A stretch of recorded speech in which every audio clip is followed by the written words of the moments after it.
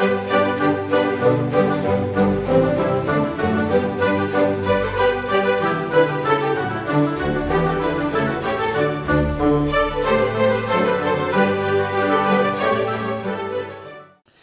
приветик! Добро пожаловать на мой канал, добро пожаловать на мою кухню. Сегодня я готовить ничего не буду, а просто решил сделать видео, может быть, кому-то будет интересно, о своей жизни немножко, где я работал, где учился.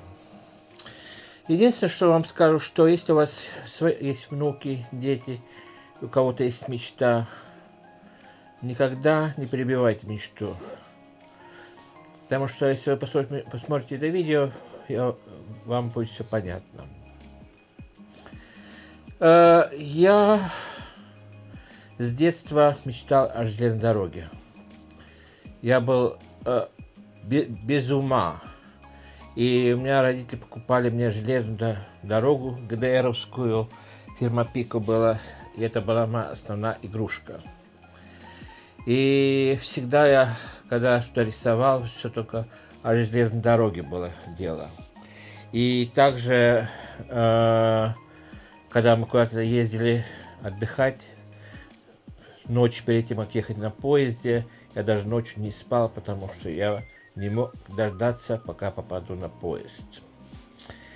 Я закончил 8 классов в Эстонии. Я родился в Эстонии, учился в Эстонии.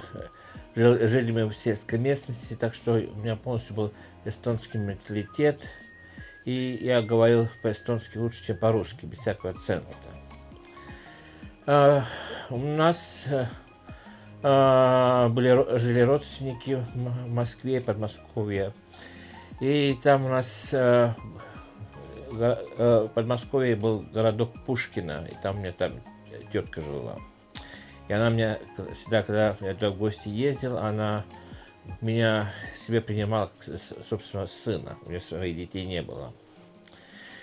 Так получилось, что перед тем, как заканчивать 8 классов, нам надо было дать знать классному руководителю, куда мы пойдем дальше учиться, или что мы будем дальше делать. Или оставаться в школе и учиться 10 классов. И я помню, что в Москве в то время было училище железнодорожное, где они учили проводников на международные поезда. И я-то помню, написал туда письмо, и мне пришел ответ, что только местные с Москвы, Московской области туда могут поступить. Я от тетки написал письмо, что такое дело, может, ты мне дать прописку. Ну и так получилось, что тетка у меня отказала мне, и она пропала с поля зрения. Ну ладно, Господь с нею. Я закончил 8 классов, и у меня родная тетка жила в Таллине, и я поехал в Таллин, у нее остановился на неделю и решал, что мне делать. И одно утро встал и пошел искать железнодорожное училище. Я пришел, я не нашел, у меня адреса не было. Я думал, ладно, в следующий день пойду. В то время интернета не было, и мобильных телефонов не было. И там у меня двоюродные сестры были. И как-то мы сидели, разговаривали вечером. Они говорят, а почему ты не пойдешь в медицинский? Но у меня с медициной уже связывало то, что я сильно болел в детстве. Я астматик. И практически каждые 3 месяца я лежал в больнице. Так что меня уже медицина связывала с чем-то. И у меня двоюродная сестра училась уже в педагогическом училище через дорогу от общежития медицинского училища. Она говорит, что сходи туда, и они тебе адрес дадут, куда пойти. И я пошел на следующий день, нашел это общежитие, и там мне объяснили, где медицинское училище, куда что пойти. И честно говоря, это было недалеко, что там минут 15 пешком надо было идти. И после общежития медицинского я пошел в училище, нашел училище и подал туда бумаги. И потом я проходил, вступительные экзамены были, все это прошел, и так получилось, что я стал учиться в медицинском училище в Таллине. Но в то же время меня всегда не покидала мечта о железной дороге. И получилось так, что там надо было, в медицинском мне надо было учиться 3 года. После 2 лет я все же решил пойти. Я уже знал, где дорожное училище, это пошел. Они мне сказали, к сожалению, я должен отучиться свои 3 года. И в то время по закону, когда ты отучишься 3 года в медицинском или в любом училище, тебе надо по закону отрабатывать это еще 3 года по своей специальности. Ну ладно, я как раз заканчивал медицинское училище, и как раз мне исполнилось 18 лет, и в то время, ранним весной 1985 года, набирали студенческий отряд на железную дорогу проводниками. И я решил пойти попробовать, возьмут меня туда или нет. И к моему большому счастью, меня приняли в студенческий отряд работать проводником. И практически с середины мая 1985 года до начала сентября я работал проводником, из Таллина ездил в Москву. И было летнее время, и на прицепных вагонах я ездил через Ригу в Харьков. Это было самое счастливое время для меня, и я скажу, и самое веселое время. Я, честно говоря, моя мечта сбылась. Но в то же время я решил не идти отрабатывать 3 года, так как по закону положено.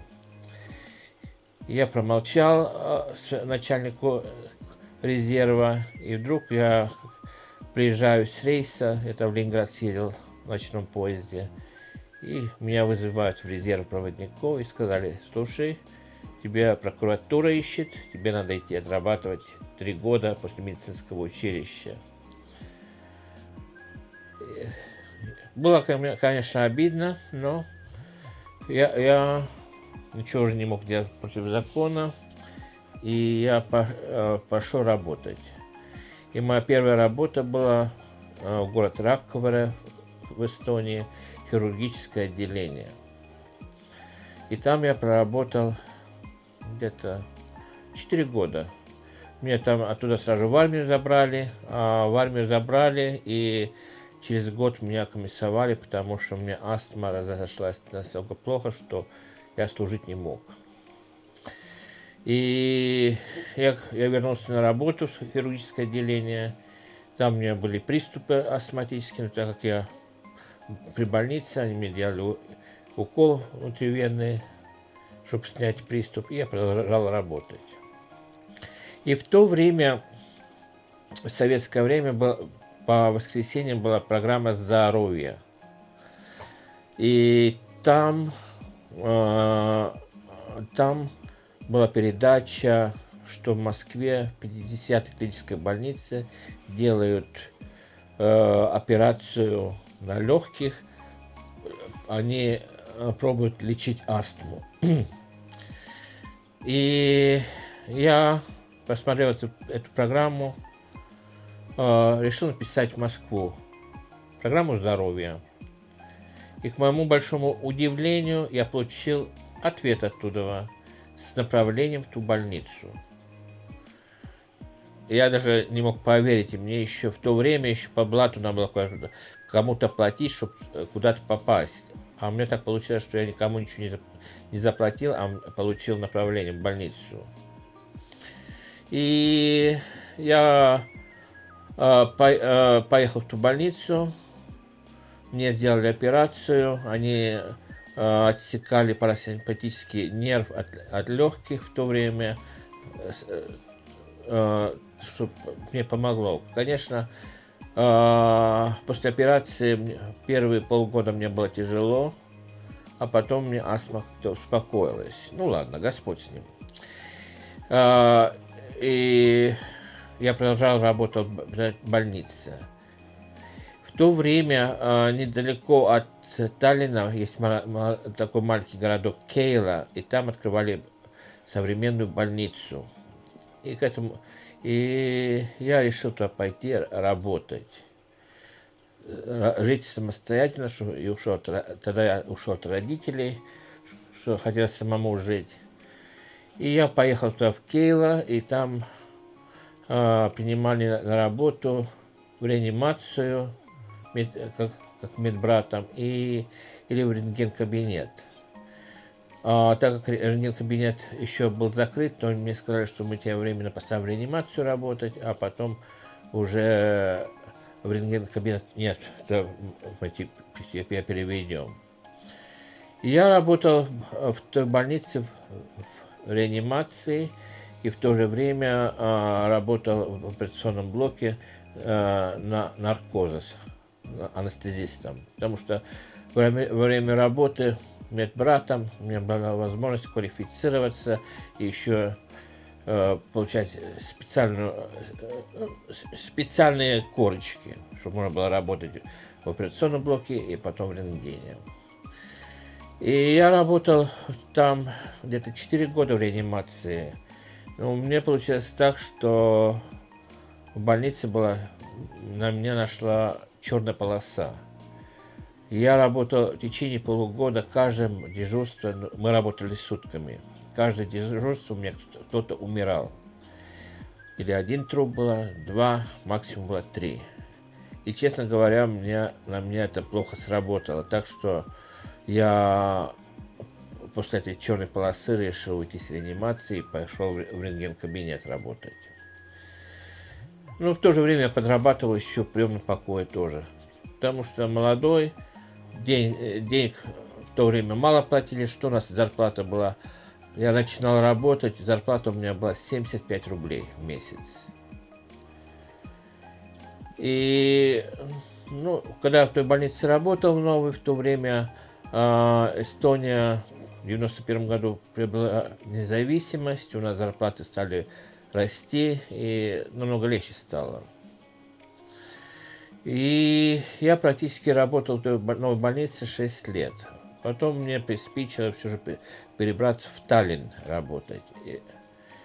И я купил квартиру в Таллине и пошел работать в больнице скорой помощи или больнице Мустама.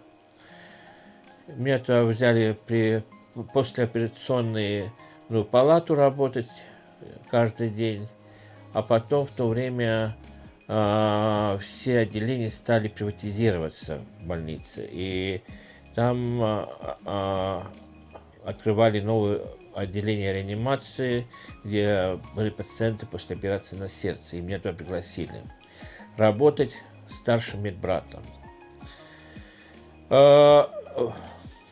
Было тяжело открывать совсем новое отделение, потому что медсестер не хватало, санитаров не хватало, и помимо своей работы старшим медбратом делал дежурство как медбрат тоже. И так как Эстония получила независимость, в то время я разговаривал на эстонском без всякого акцента. Я помню, у меня начальник отделения националист был, пригласил и сказал: слушай, дело то, что мы не хотим русских в это отделение, что только набирает эстонский персонал. И я, честно говоря, сказал: у нас выхода не будет, потому что никто не будет, эстонцы такую тяжелую работу делать не будут. В общем, после месяца, как он увидел, что некому работать, он дал добро, чтобы я и русских медсестер набирал. Но главное, чтобы они все говорили на эстонском. И это вот такой, тогда набирал русских медсестер. Я помню, там у меня был конфликт между русскими медсестрами и эстонскими медсестрами. И конфликт был то, что мне надо было срочно собрание собирать, помню, и поставить их на место. И я практически им сказал, что мы здесь должны лечить людей, а не смотреть, кто какой национальности из нас работает, потому что мы делаем все одну и ту же работу. И практически это меня спасло мое место на должности старшего медбрата, потому что с этим конфликтом я боялся, что и меня подвинут. Ну, ладненько, и я, в общем, работал, не выходя с больницы, делал свои дежурства тоже, и, конечно, на этом я копил деньги, и я накопил денег, достаточно денег, и в то время была уже возможность у нас как туристам ехать на автобусе 2 недели по Европе. И я вот себе путевку взял. Я-то и в Амстердаме побывал, и в Париже, и в Берлине. И когда я увидел ту жизнь, как люди живут, совсем по-другому, чем мы живем, так как Эстония только получила независимость. Нам-то за границу мы в советское время так ездить мы не могли. И после моей поездки по Европе я приехал, и у меня желание возникло уехать из Эстонии на Запад. И тогда я в 96 году продал квартиру и отказался от своей работы старшего медбрата и уехал в Америку. Но в Америке, к сожалению, мне не пришлось работать по своей специальности. В то же время я тогда работал в гостинице, убирал номера в гостинице. Но так как я скучал по Европе, далеко от дома, от семьи, я решил перебраться обратно в Европу, и перебрался я в Англию. И я приехал в Англию 7 января на Рождество 2000 года. И с тех пор я живу в Англии. Работу было найти тяжело. Я 30 запросов делал везде, в компании, в рестораны. И как-то в один день мне пришло письмо с одного ресторана, что если вы хотите, придите на собеседование. В общем, я пошел на собеседование, и меня приняли на работу в ресторан. Так, убирать со столов, посуду мыть, и сэндвичи делать.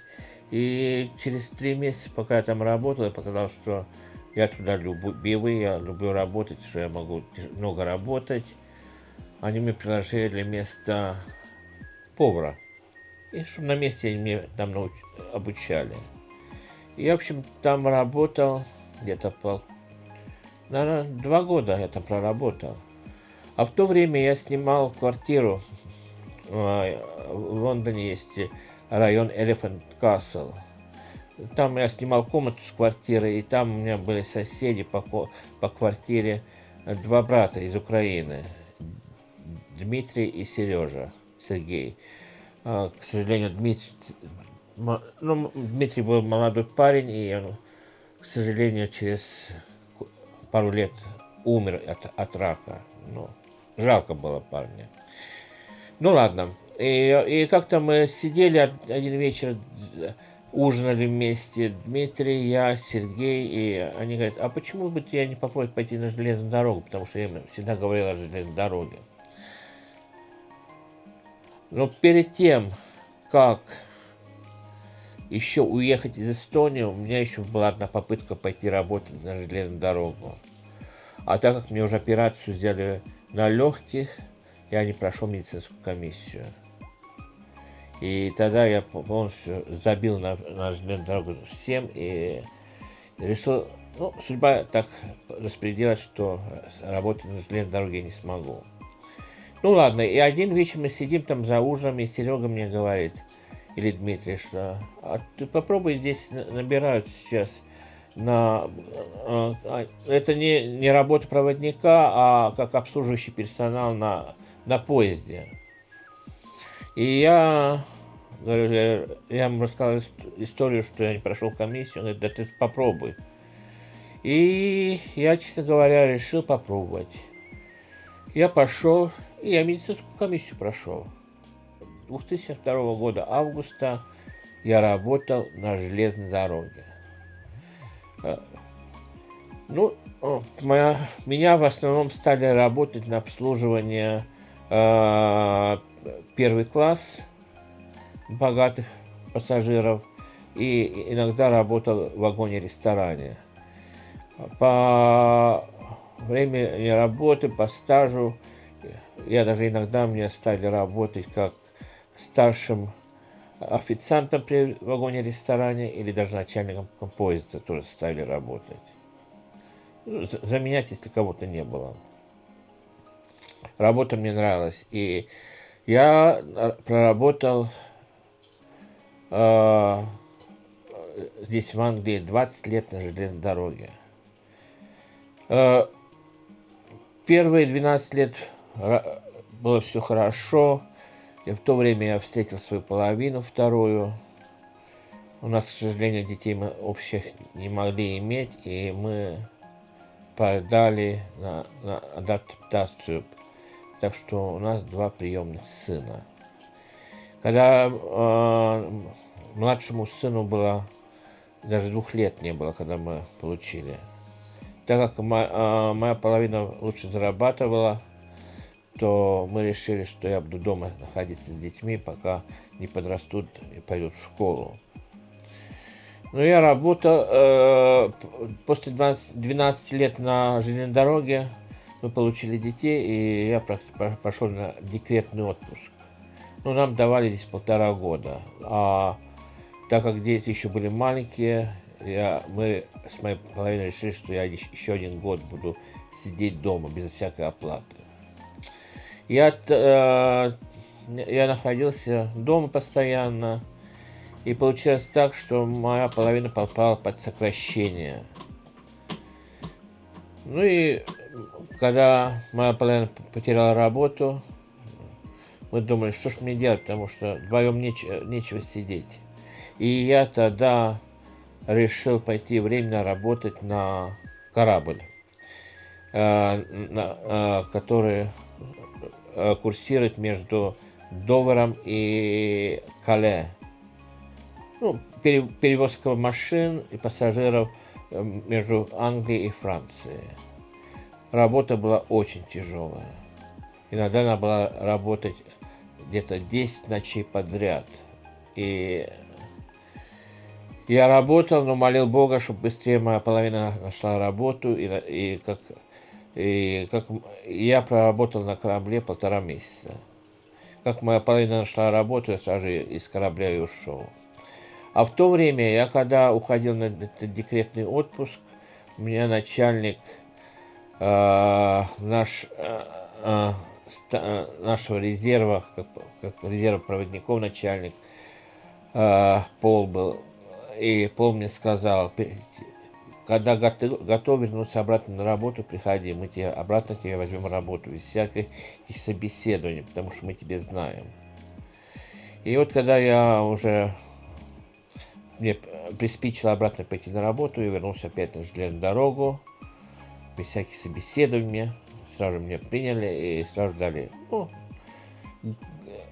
График не из лучших, но получилось так, что я работал практически каждый день, но короткие дни делал, потому что я уезжал с дома рано утром, а уже после обеда я был дома. И это потому что дети уже пошли у меня в школу, и как раз со школы я их забирал. И я проработал до 2020 года. Там мне пошли у меня начались проблемы со здоровьем сильные. Я на инвалидность пошел, и в 2022 году мне пришлось отказаться от работы на железной дороге. Но с начальником я когда разговаривал, последнее у меня собрание, он говорит, что Алекс, ты так не можешь продолжать работать, потому что ты постоянно болеешь. Я говорю, я понимаю, но что-то надо делать. И он говорит, что мы тебе даем возможность уйти сейчас с железной дороги сразу же, мы подписываем твое заявление, но мы тебе даем бесплатный проезд на наших поездах для тебя и для твоей семьи пожизненно. Компания, то, что я работал, они обслуживали поезда с Лондона до Эдинбурга, до Глазго, до Абердина, Инвернесса, до Шотландии. Так что, если мне надо ехать на север, у меня бесплатно, мне и моей семье бесплатный проезд по железной дороге этой фирмы в первом классе 8 раз в год. Так что неплохо. И в то же время они сказали, что мы будем на твоей стороне, чтобы тебе оформили раннюю пенсию по состоянию здоровья, то, что я тоже получил. Так что вкратце я скажу опять, если есть мечта у детей, не отбивайте мечту, потому что ранее, как вы видите, у меня были и взлеты, и падения, и всякие такие моменты, когда на мечту закрываешь глаза и все. Но в итоге, если очень хочется, в итоге ты все равно попадаешь туда, куда тебе хочется работать. Так что это, вкратце я вам рассказал о моей трудовой деятельности. Если есть у вас вопросы, задавайте, я вам с удовольствием отвечу. И если комментируете, то комментируйте. Единственное, что скажу, что если будете плохие комментарии оставлять, эти комментарии будут блокироваться сразу же. Я надеюсь, что это видео не было очень вам скучным. Я попытаюсь поставить некоторые фотографии с моей последней работы на железной дороге. Может быть, вам будет интересно посмотреть на них. А на этой ноте хочу с вами прощаться. Пожелать вам самого наилучшего. Берегите себя, берегите друг друга. Всем крепкого здоровья. Всем мирного неба. Приятного аппетита. И пока-пока.